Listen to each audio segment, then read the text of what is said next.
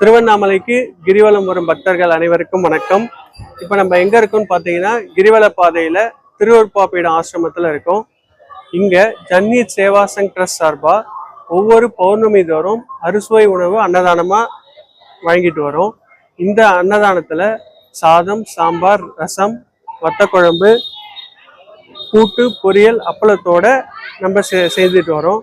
இந்த அன்னதானத்துல எல்லாரும் வாங்க, வந்து சாப்பிட்டு போங்க. உங்களோட ஃபீட்பேக்கை இதில் தெரிவிக்கலாம். இந்த அன்னதானம் வந்து கிட்டத்தட்ட 10 வருடமா தொடர்ந்து நடைபெற்று வருது.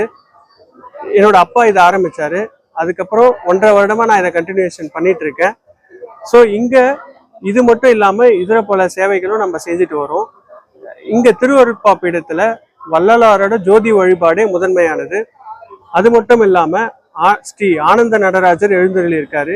அவருக்கு ஆண்டுதோறும் 2 நட்சத்திரத்துல சிறப்பு அபிஷேகம் நடைபெறுது. ஸோ இங்க வந்து நீங்க எல்லாரும் வந்து பார்த்து பயன்பெறணும்னு கேட்டுக்கொள்றேன்.